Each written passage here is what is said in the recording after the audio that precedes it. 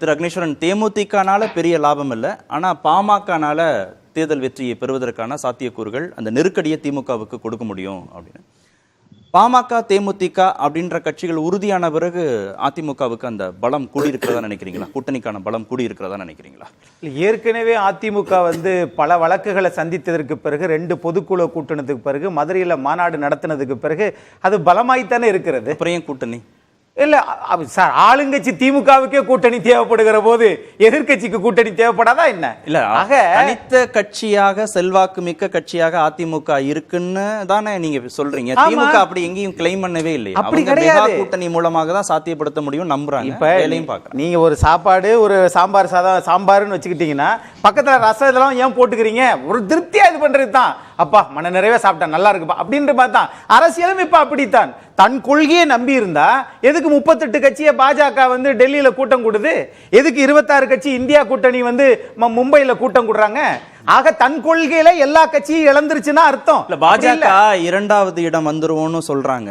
ஆனா எலெக்ஷன் முடிவுகளுக்கு பிறகு அவங்களுடைய உண்மையான நிலை தெரிய வரும்னு திரு KP முனுசாமி சொல்றாருல.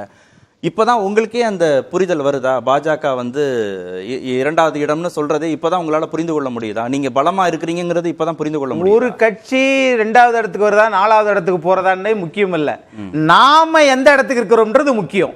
அதுக்குத்தான் ஒரு போட்டியிட்டால் தான் ஆளுமை மிக்க தலைவர்களாக இருந்தவர்கள் அப்படித்தான் நேர்மறை சிந்தனையா தான் பயணப்பட்டாங்க. இங்க பாருங்களேன், இப்ப நம்ம தராசு சியாம் சார் சொன்ன கணக்குல இருந்து நம்ம பார்த்தா கரெக்டா கணிச்சு சொல்லக்கூடியவர் 2019 அண்ணன் ரவீந்திரன் அவர்கள் தவறுனா சொல்லுவாங்க, நான் மாத்திக்கிறேன். ஆனா உண்மைன்னா அண்ணன் ஏத்துக்கிறோம். இவ்வளவு பேரை துணை கலைக்கிறீங்க. இல்ல, இவங்க எல்லாம் புள்ளி விவரத்தை நாட்டு மக்களுக்கு 40% இருந்தால் அனைத்து தொகுதிகளையும் வெற்றி பெற்றோம் திரு ஷியாம். ரைட், அதைத்தான் இப்ப சொல்ல வரேன். சரி, 2019 திமுக வாங்கிய வாக்கு 53%. அதே 2021 சட்டமன்ற தேர்தலில் வாங்கிய வாக்கு 37%. அப்ப எத்தனை சதவீதம் குறைஞ்சிருக்குது? 16% குறைஞ்சிருக்குது. அப்போ அவங்க ஆளுங்கட்சியா இல்ல, எதிர்கட்சி தான். அப்ப எதிர்கட்சியா இருக்கிற போதே 16% குறைந்ததுன்னா ஆளுங்கட்சியா 3 வருஷம் வந்ததற்கு பிறகு நீங்க தேர்தல் வாக்குறுதிகள் நிறைய செய்யப்படல, மக்களுக்கு பல எதிர்மறை வாக்குகள் இருக்குது. அப்ப இந்த 16ன்றது இன்னும் அகலப்படுத்துமா குறையுமா? அப்போ இதுதான் கேள்வி. குறைஞ்சாலும் அது அதிமுக பக்கம் வரும், வராதுன்றாரு. எப்படி வராதுன்னு கேக்குறேன். 40% அளவுக்கு இருந்தாலும் வராதுன்றாரு. அதுதான் தப்பு. இப்போ வராது என்று சொல்லும் போது 37% வாங்கிய திமுக வாங்கும் போது 34% வாங்கிய அதிமுக அப்ப யார் வாங்கினது? அங்க மாற்று கட்சி யாரு? அப்ப அதிமுக தான். அப்ப 2024 நாடாளுமன்ற தேர்தலிலும் திமுக தான். அதுல மாற்றம் இல்ல. இல்ல, நீங்க 21 திமுக அதிமுகங்கிற வாக்கு சதவீதம் இடைவெளியோட நிறுத்திக்கிறீங்க. இப்ப அதிமுகவுக்கு எவ்வளவு சதவீதம், திமுகவுக்கு எவ்வளவு சதவீதம், இப்ப எவ்வளவு இடைவெளி இருக்குங்கிறத சொன்னாதானே மக்களுக்கு புரியும். அப்படி கிடையாதுல. ஏற்கனவே நடந்து முடிந்த தேர்தலினுடைய புள்ளி விவரத்தை வச்சுதான் இப்ப நம்ம விளையாண்டுட்டு இருக்கோம். 24 எவ்வளவு வாங்க போறாங்கன்ற இப்ப நம்ம கணிக்க முடியாது. இப்ப நான் எப்படி புரிஞ்சுக்கணும்னா, திமுகவுக்கு இந்த 3 வருட கால ஆட்சி காலத்திற்கு பிறகு மக்கள்கிட்ட செல்வாக்கு குறைஞ்சிருக்கு.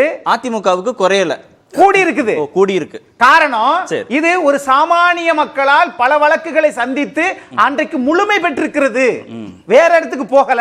ஏன் கூடணும்? பாரதிய ஜனதா கூட்டணியில இருந்தும் வெளியே வந்துருச்சு, அதனாலையும் கூடி இருக்கு. இன்னொரு விஷயம், நம்ம சார் IAS சார் சொன்னதுல இருந்து ஒரு கருத்துனா, எப்பா இது விஜயகாந்துக்கு மட்டும் அவருடைய தனி மனித செல்வாக்கோட வந்திருக்குது, குடும்ப அரசியல்னார்ல, அது திமுகவுக்கு பொருந்துமா பொருந்தாதா? அடுத்த ரவுண்ட்ல பதில் சொல்லட்டும். சொல்லிடுவாரு, கை உயர்த்தினாரு, சொல்லட்டும். பதில் சொல்றேன்.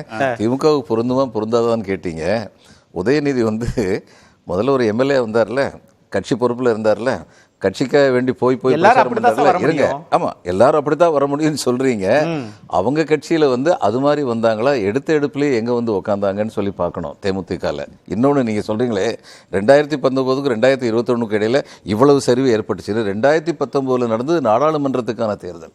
2021 நடந்தது சட்டமன்றத்துக்கான தேர்தல். சட்டமன்றத்துக்கான தேர்தலில் மக்கள் வந்து திமுகவா அதிமுகவான்னு யோசிச்சாங்க. ஆனால் நாடாளுமன்ற தேர்தலில் வந்து பிஜேபி வரக்கூடாதுன்னு தமிழ்நாட்டை பொறுத்த மட்டும் தீவிரமாக இருந்தாங்க. எதிர்கட்சி தானே. அந்த எண்ணம் வந்து இன்னும் மாறி போயிருக்குன்னு சொல்லி நான் நினைக்கல. இங்கேயும் பைபோலார் தானே, இங்கேயும் இருதுருவ அரசியல் தானே. அவர் கணக்குப்படி நாடாளுமன்ற தேர்தலையுமே திமுக நாடாளுமன்ற உறுப்பினர்களா அதிமுக நாடாளுமன்ற உறுப்பினர்களா தான் பார்ப்பாங்கன்றார். பாஜகவை அவர் சீன்ல எடுத்துக்கல. இல்ல, பாஜக இருந்து வந்ததுனால இவங்களுக்கு வசதின்னு இவர் சொல்றாரு. பாஜக கூட இருந்த பொழுது நீங்க எந்தெந்த மக்கள் விரோத கொள்கைகளுக்கெல்லாம் சேர்த்து வச்சு ஓட்டு போட்டீங்கன்னு சொல்லி கேட்கத்தானே செய்வாங்க. எதுக்காக ஓட்டு போட்டீங்கன்னு கேட்கத்தானே செய்வாங்க. திரு ஷியாம், திமுகவுக்கான மக்கள் செல்வாக்கு குறைஞ்சிருக்கு. ஏன்னா அவங்க 3 வருடம் ஆட்சி பொறுப்புல இருக்காங்க. ஆனா அதிமுகவுக்கு மக்கள் செல்வாக்கு கூடி இருக்கு. ஏன்னா அவங்க வந்து ஆட்சி பொறுப்புல இல்ல, அவங்க மேல எந்த அதிருப்தியும் இல்ல. இன்னொன்னு, பாஜக கூட்டணியிலிருந்து வெளியே வந்திருக்கிறாங்க.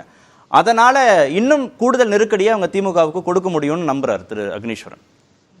அதிமுகவோட பாரம்பரிய ஓட்டு வங்கி சரிவு இருக்குல்ல, அதை நம்ம கணக்கில் எடுத்துக்கிடும்ல. நம்ம அக்னீஸ்வரன் சொன்ன இலை சாப்பாடு உதாரணத்துல ஊறுகாய் எதுங்கிறத அவர் சொல்லவே இல்லை. பல விஷயங்கள் வந்து ஊறுகாய் மாதிரி செயல்படும். இப்போ அதிமுக அந்த ஊறுகாய்களை எல்லாம் இழந்திருக்கு. அப்போ ஒரு குறிப்பிட்ட பகுதியில் அந்த ஓட்டு வங்கி சரிவு இருக்கும். அதை நீங்க ஆவரேஜ் பண்ணி பார்த்தீங்கன்னா இந்த 40 எட்ட முடியாது. பிராக்டிக்கல் ரியாலிட்டி தான் நான் சொல்றேன்.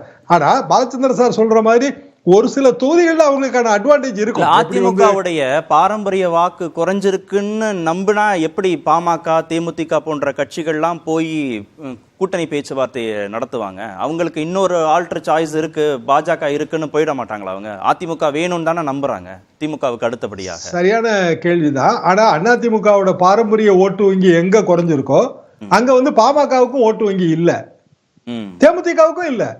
ஓஹோ. அப்ப இயல்பாக இது இப்படிதான் போகும். அது பிஜேபியோட சேரலாம், அங்க சேரக்கூடாதுன்னு ஒண்ணும் இல்ல. ப்ராப்ளம் என்னன்னா பிஜேபியோட ஓட்டு வங்கியை வச்சு எவ்வளவு ஜெயிக்க முடியுங்கிறது தான், வின்னபிலிட்டி என்னங்கிறது தான். தமிழ்நாட்டில் ஆன்டி பிஜேபிங்கிற அந்த வேவ் இருக்கு. அதுல பாலச்சந்திர சார் சொன்ன கருத்து தான் நான் 100% உடன்படுறேன். அப்போ மோடி பிரதமராக வரணுமா வரக்கூடாதாங்கிறது அப்படியான தேர்தலாக தான் இது போகும். அப்போ 2 பேரும் ஒரே கருத்து தான் சொல்றாங்க. அதாவது மோடி பிரதமராக வரக்கூடாது, அப்படி இல்லைன்னா மாநில கட்சிகள் வந்து மாநிலத்தை ஆளணும். எடப்பாடி பழனிசாமி அவர்களும் அதுதான் சொல்றாரு, ஸ்டாலின் அவர்களும் அதுதான் சொல்றாங்க. இந்த 2 பேர் சொல்றதுல எதுக்கு கிரெடிபிலிட்டி அதிகம்ங்கிற ஒரு கேள்வி வரும் இல்லையா? ஓகே.